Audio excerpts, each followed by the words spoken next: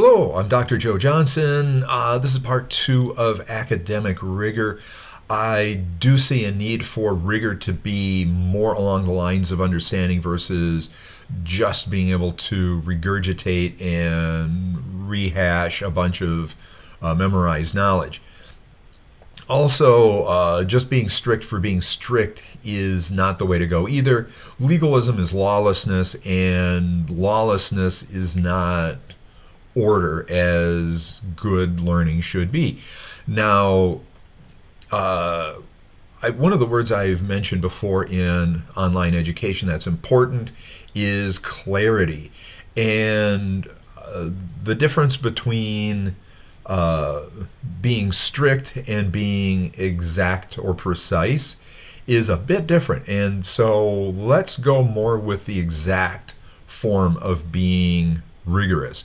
And in that, in a good engineered class, again, I think education, classes, courses, programs need to have that more of an engineered type design versus less of the ad hoc traditional way, because we need to make sure that whatever we need to teach is being taught, we know how much, where, etc.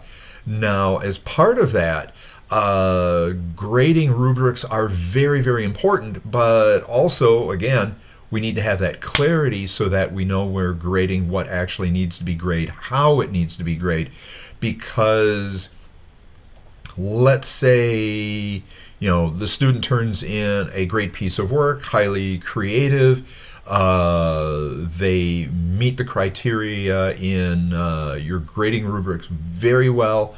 It's very up there on Bloom's taxonomy, but let's say they're 15 minutes late. Their teachers are going, oh, late, boom, 50% off. Wait a minute, that's 15 minutes, and that could account for just about any kind of thing that happens with technology, because I've sent emails and they did not get out of my outbox for maybe a half hour and sometimes just sat there, and I had to go and push them out later. The thing is that in the grading rubric? I know, life happens, and for example, in higher education, you can be teaching a lot of people who are working full-time, 60 hours a week, and they're taking a class online because that's what fits their schedule. Now, are you going to be super strict on time when maybe time is not part of that grading rubric? Maybe there's something wrong with who knows, formatting, spelling, etc. That was maybe a mistake. But is that going to be something that's going to overshadow the quality of the work? Again, it needs to be quality.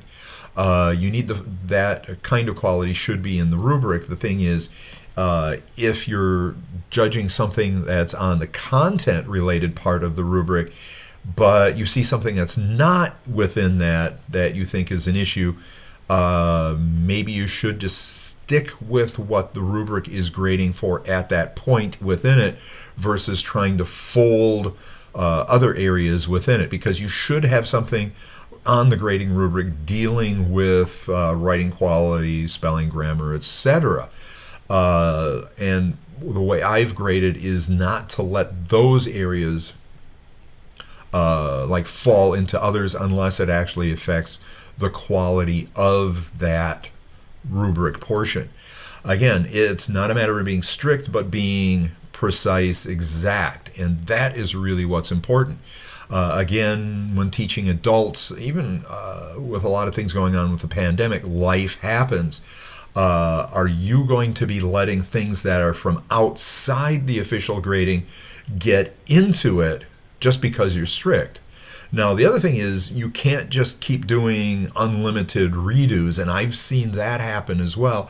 It sort of lowers the quality of work expected in, because you just keep handing stuff in until you finally get a grade that you're sort of happy with. And that's not good either. But the thing is, there needs to be a greater reliance on grading the competencies, outcomes, etc. that are needed based exactly on what that rubric says, and not letting outside things fold into it. It's a matter of being that, again, precise, exact versus being just strict. I hope this helps, and if there are any questions, comments, observations, please put them in the comments, and we can continue this conversation. I hope this helps. Have a fantastic day.